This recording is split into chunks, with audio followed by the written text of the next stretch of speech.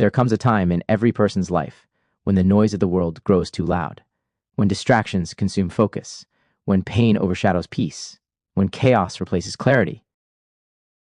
It's in those moments that the human spirit searches for something deeper, something ancient, something steady. That's when Stoicism steps forward, not as a religion or set of rigid rules, but as a way of seeing life with unshakable clarity. For centuries, Stoicism has whispered the same message to all who are willing to listen: control your mind, and the world cannot control you. Its wisdom was born in the fire of hardship, from emperors who carried the weight of nations, to slaves who learned freedom in their own thoughts.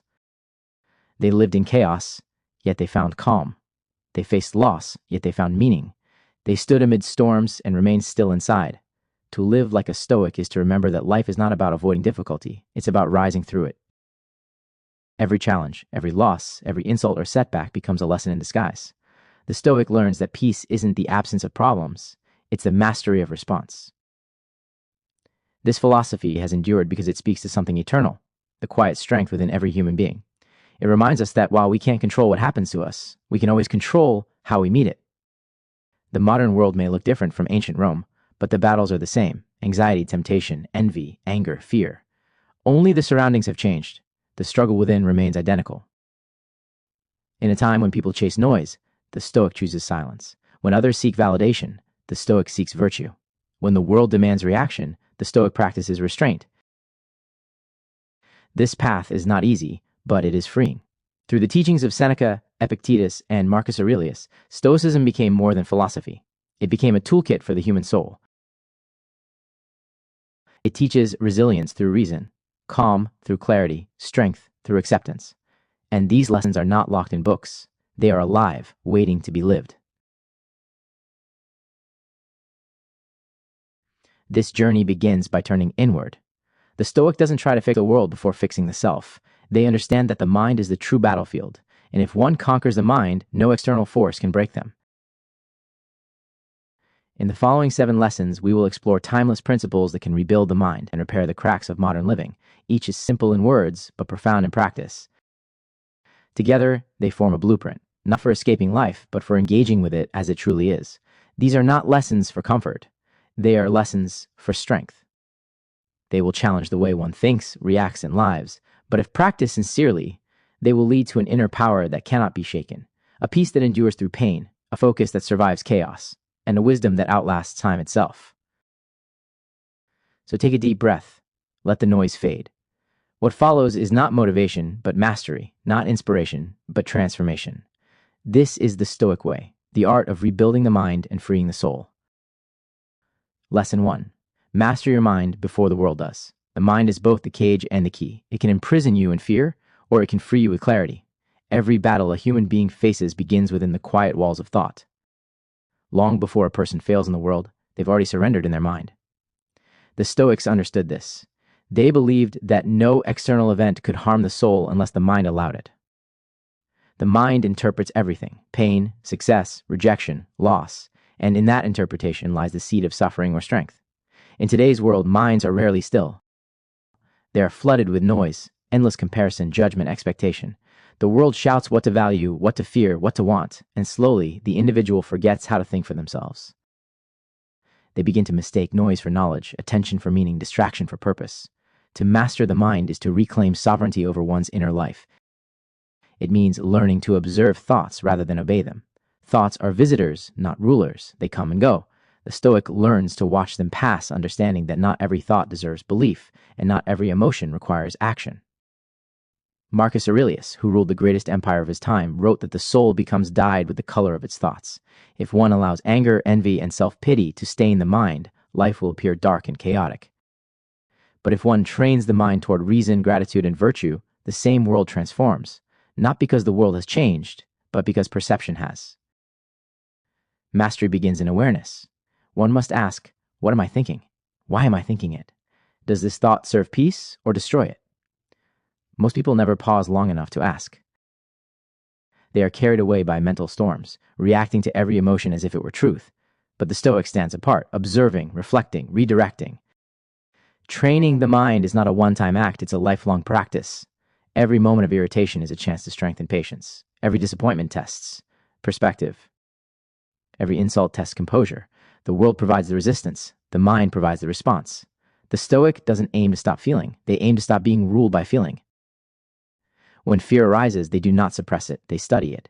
When anger flares, they do not explode. They examine its cause. They know that emotions are signals, not orders.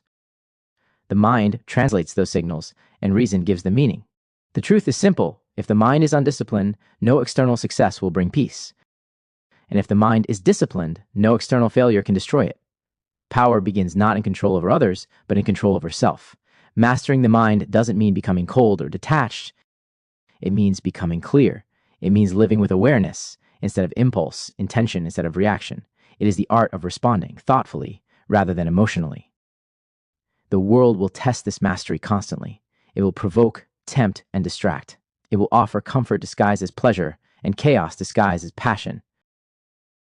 The Stoics sees through these illusions and stays centered because their peace does not depend on circumstances. It depends on clarity. When a person learns to master their mind, the world loses its power to enslave them. Insults no longer sting, losses no longer define, fears no longer dictate. They move through life with quiet strength, aware, calm, unshaken. That is the beginning of freedom. Not freedom from responsibility, but freedom from inner chaos. It is the kind of freedom that no wealth can buy and no misfortune can take away. The Stoic path begins here, with the simple yet profound truth. He who masters his mind masters his life. Lesson 2. Discipline minus freedom. Discipline has always carried an unpopular sound, rigid, cold, almost harsh. But to the Stoic, it was not a punishment, it was liberation. Discipline is not a chain that binds you, it is the structure that keeps you free. Without it, a person becomes a slave to impulse, desire, and distraction. With it, they rise above chaos and live with purpose. In every age, people have sought freedom. They dream of doing whatever they want, whenever they want. Yet that kind of freedom quickly decays into captivity. Captivity to laziness, to pleasure, to the endless chase of comfort. The Stoic sees this trap clearly. True freedom is not the absence of limits, it is the mastery of them. Marcus Aurelius lived surrounded by power and temptation, yet his writings are filled with restraint. Epictetus, born into slavery, taught kings and philosophers that discipline of the will is the only true wealth. Seneca wrote that the greatest victory is not over armies, but over the self. Their worlds were different, but their truth was one. No man is free until he rules himself. Discipline gives shape to intention. It turns ideals into action. Without it, the finest wisdom remains only theory. Reading, reflection, and knowledge mean little if not lived. The Stoic does not simply know the right thing, they do it consistently, especially when it's hardest. To rise early when the body demands sleep. To hold silence when the ego demands argument. To work steadily when others look for shortcuts. To forgive when anger feels easier. These are not acts of restriction, they are acts of mastery. They carve strength into the soul the same way repetition carves skill into the hand of an artist. In modern times, discipline often seems incompatible with joy. Yet the Stoic finds the opposite to be true. A disciplined life creates clarity, the freedom to move without regret, to live without chaos, to rest without guilt. The person who avoids discipline spends life chasing comfort and never catches it. The person who embraces discipline becomes comfortable anywhere. Discipline transforms time itself. Each morning, it demands purpose. Each evening, it gives peace. It is not built overnight, it is forged daily in small, invisible choices. The Stoic wakes with awareness, works with focus, eats with moderation, speaks with restraint, and sleeps with gratitude. These small acts, practiced faithfully, become a fortress around the mind. Without discipline, even good intentions collapse. Dreams decay into distractions, goals fade into wishes. But with discipline, the simplest action becomes powerful, and the smallest effort compounds into greatness. To live with discipline is to live with integrity, doing what must be done, whether anyone sees it or not. It is the quiet agreement between the individual and their highest self. It does not rely on motivation, because motivation fades. Discipline endures, and when life turns unpredictable, when losses strike, when uncertainty rises, discipline remains steady. It gives order to the inner world when the outer world spins in chaos. It is the foundation upon which resilience stands.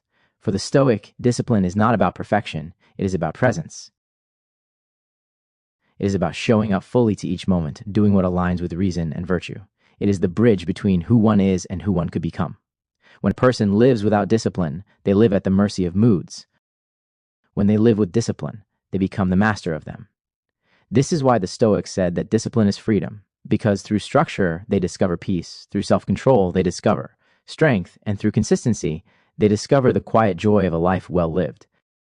Discipline does not make life smaller, it makes life whole. Lesson 3. Turn pain into power. Pain visits every life. It arrives without warning, stays without invitation, and leaves behind marks that shape who a person becomes.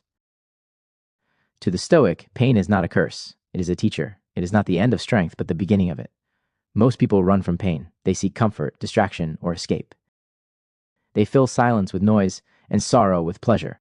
But the Stoic faces pain as a craftsman faces raw material, not with fear, but with purpose. For within every hardship lies the seed of transformation. Seneca once wrote that fire tests gold and adversity tests the brave. To suffer is human, but to use suffering wisely is divine. Pain reveals what comfort hides. It exposes weakness, forces humility, and teaches endurance. What feels unbearable in the moment often becomes the foundation for growth. The Stoic understands that pain itself is not the problem. Resistance to it is. When pain is resisted, it grows. When it is accepted, it transforms. Acceptance does not mean surrendering to misery. It means facing reality without distortion.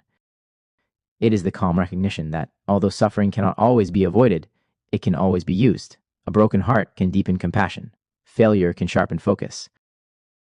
Loss can awaken gratitude. Struggle can reveal strength that once seemed impossible. Pain carves the soul. It strips away illusion and pride. It reveals what truly matters. The Stoic looks upon their hardships not as punishment but as preparation. Life does not test the weak to destroy them, it tests them to make them aware of their power. When one learns to use pain, every experience becomes valuable. The Stoic transforms wounds into wisdom. The same fire that burns others becomes their light. Marcus Aurelius, writing from the front lines of war, said that obstacles are not roadblocks, but paths. The impediment to action becomes the action. What stands in the way becomes the way. This is the heart of Stoic strength, turning every misfortune into momentum. Pain humbles pride and strengthens patience. It teaches perspective by showing that suffering is universal. No life escapes it, only the wise learn to transform it. The world often celebrates avoidance, the idea that happiness comes from escaping discomfort. But the Stoic knows that comfort weakens what pain refines. Growth and ease rarely coexist. Strength blooms in adversity, not luxury. Each day brings small trials, a harsh word, a failure, a loss, a delay. Each one is a chance to practice endurance. The Stoic does not ask, why is this happening to me? But rather, what is this teaching me? That question changes everything. It shifts focus from suffering to strength.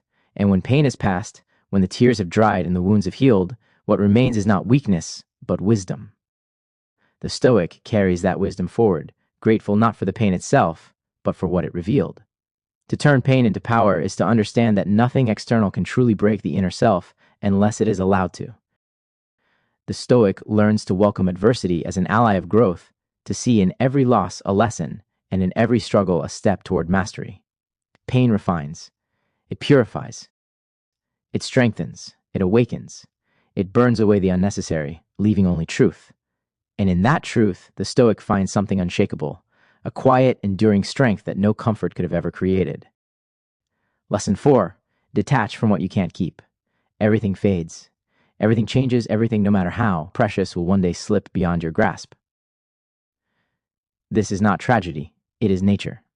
And to live in harmony with nature, the Stoic learns the art of detachment. Detachment does not mean indifference. It means understanding the fragile beauty of all things, knowing that nothing truly belongs to us, yet learning to love deeply while we have it. The Stoic walks through life with open hands, not clenched fists. They hold, but they do not cling. Marcus Aurelius wrote that loss is nothing but change, and change is the delight of nature.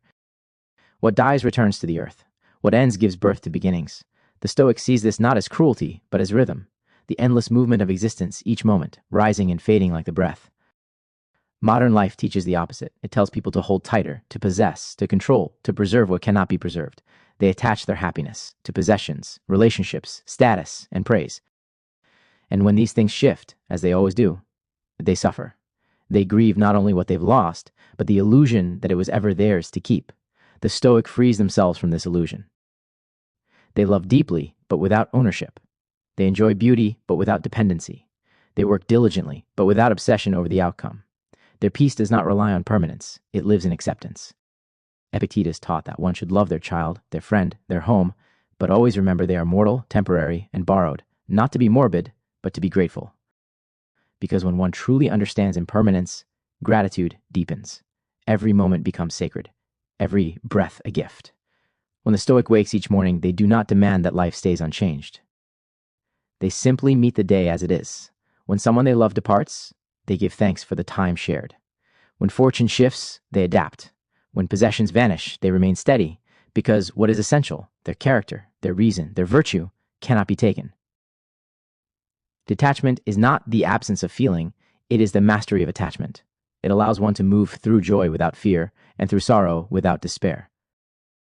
To be detached is to live fully, to experience all of life without being consumed by it. Imagine holding a bird. Grip it too tightly, and you crush it. Let it rest freely in your hands, and you can marvel at its beauty before it flies away. That is the Stoic way, to cherish without clinging, to experience without possession, to live without fear of loss. The world often mistakes detachment for coldness, but the Stoic knows it is love in its purest form, a love unchained from expectation, a love that does not demand permanence to feel real. To live with detachment is to walk through life unburdened, open, and at peace. Everything you own, everything you are proud of, every person you hold dear, all will one day change form. You cannot stop this, but you can meet it with grace. You can love without possession, serve without ego, and live without fear. For the one who learns to let go discovers a truth that the world constantly hides. Nothing truly ends, it only transforms. And in that understanding, the Stoic finds peace, not the peace of avoidance, but the peace of acceptance. Lesson 5. Control your emotions, or they'll control you. Emotions are powerful forces. They move nations, shape destinies, and define the course of human history. But when left unchecked, they also destroy. To the Stoic, emotions are not enemies. They are elements to be understood, studied, and mastered. A storm is not evil, it is simply nature moving through its course. In the same way, anger, fear, jealousy, and desire are natural. The danger comes not from their existence, but from our obedience to them. The Stoic does not seek to feel nothing. They seek to understand what they feel, to create space between impulse and action. It is in that space that freedom lives. Most people live as prisoners of emotion. They are dragged by moods, triggered by words, and ruled by impulses they barely recognize. A glance, a comment, a disappointment, and suddenly they lose themselves. Like a leaf caught in a current, they are carried wherever emotion flows. The Stoic, however, learns to stand like a rock in the river.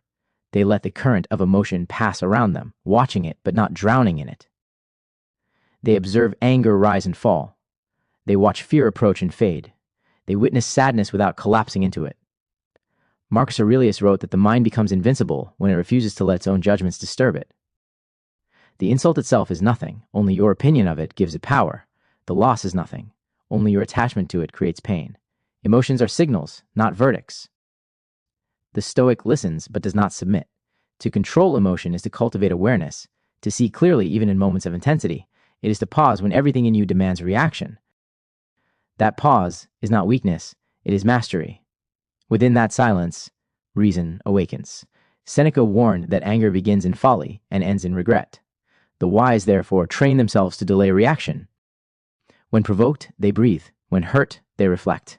When tempted to lash out, they remember that to lose self-control is to hand power to another.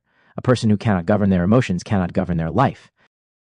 They are puppets pulled by invisible strings. Every irritation becomes chaos.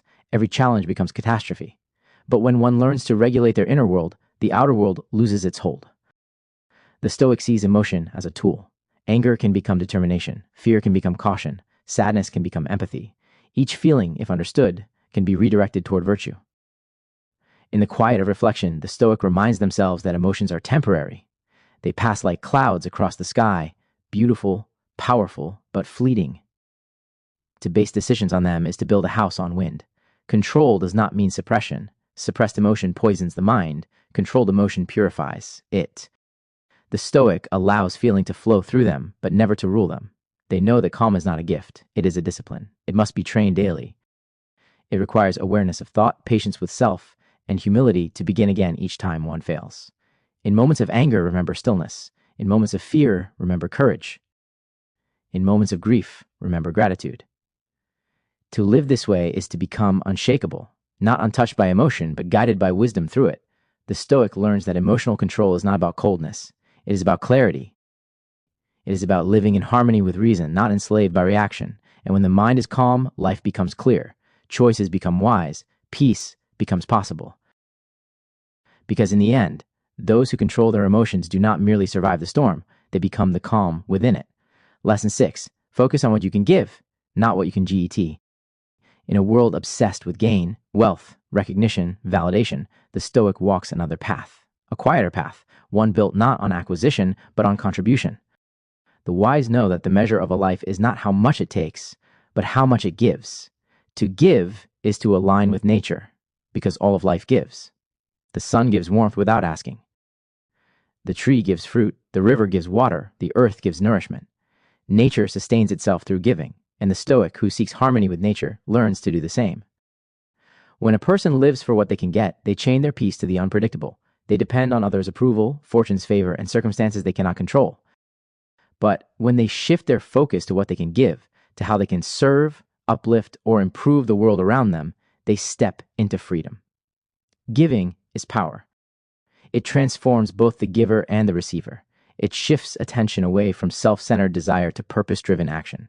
Marcus Aurelius reminded himself each morning, "Today I will meet people who are selfish, arrogant, ungrateful, but I will not let that disturb me, for I am made to work with them, to do good for them, to live as nature intends."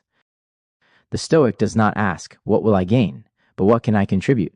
They understand that happiness rooted in taking is fragile, but happiness rooted in giving endures.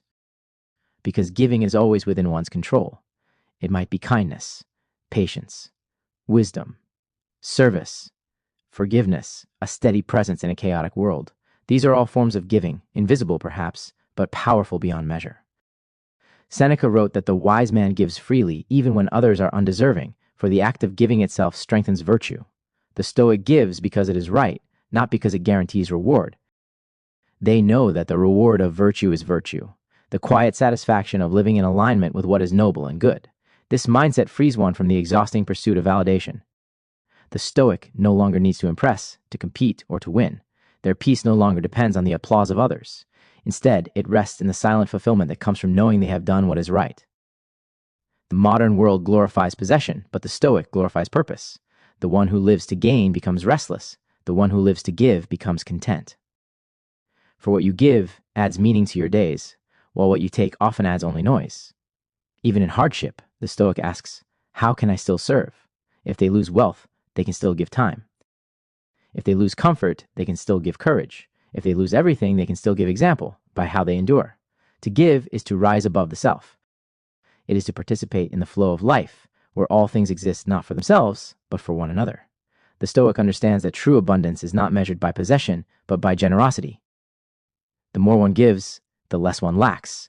So they give quietly, they act with integrity, they lead with service, and in doing so, they find a form of joy that cannot be stolen, a joy born not from gain, but from grace. Because when you focus on what you can give, you stop chasing happiness and begin creating it. Lesson 7. Live each day as if you've already died. Death, the one certainty that unites all humanity. The Stoics did not run from it, they studied it, they meditated on it, they treated it not as a shadow to be feared, but as a teacher to be heard. To live as if you've already died is not morbid, it is liberating. It means to strip away the illusion that tomorrow is promised, to awaken fully to the miracle of the present. It means to stop postponing life until later, because later is never guaranteed. Marcus Aurelius wrote, "You could leave life right now. Let that determine what you do and say and think." For the Stoic, this is not despair, it is clarity.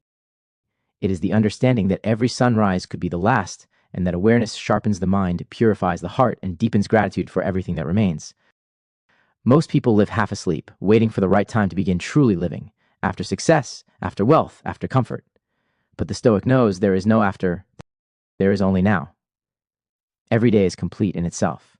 Every breath, a reminder of impermanence, and every moment, a chance to live with virtue, courage, and peace.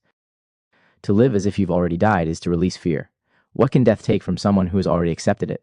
The Stoic walks through life unafraid, not because they deny death, but because they understand it.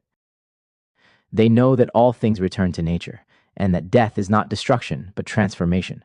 When you accept death, you stop wasting time. You stop chasing approval, grudges, and trivial desires. You begin to speak honestly, love deeply, and act decisively. You stop existing and start living. Seneca wrote that life is long if you know how to use it, but many waste it as if time were infinite. The Stoic counts each day as a gift, not an entitlement. They greet every sunrise with a quiet vow, if this is my last, let it be lived well. This mindset creates peace, not through denial, but through understanding. The Stoic learns to die daily, to let go of yesterday, to release regret, to detach from the illusion of permanence. And in doing so, they find freedom. When you've already died, fear loses its grip. You begin to see beauty in small things, the sound of rain, the kindness of a stranger, the silence of dawn. You stop rushing and start noticing. You stop clinging and start appreciating. To live this way is to live fully, not recklessly, but deliberately. You become immune to trivial distractions. You spend time only on what matters: truth, virtue, and love. You stop trying to make life longer and instead make it deeper. And when your final day comes, it will not feel like an ending. It will feel like a continuation, a return to nature, a peaceful closing of a well-lived book. For the Stoic who lives as if they've already died, there is nothing left to fear. Life becomes pure presence. Death becomes only another change of form. Remember these lessons, not as ideas to admire, but as practices to live. You are not powerless. You are not broken. You are capable of becoming unshakable. When you begin to see the world through Stoic eyes, when you master your emotions, accept what you cannot control, use pain as fuel, and live with virtue, life no longer feels chaotic. It becomes clear, purposeful, beautiful. Each day becomes an opportunity to practice calmness in chaos, wisdom in uncertainty, and strength in suffering. If this message speaks to you, if it awakens something in you, then subscribe to this channel. Not just to follow, but to grow. Because every week, we explore the timeless wisdom that rebuilds the mind, strengthens the spirit, and brings peace to the modern world. So take a breath, live this day with intention, and remember, you don't control what happens, only how you meet it. That's where power begins. That's where Stoicism lives.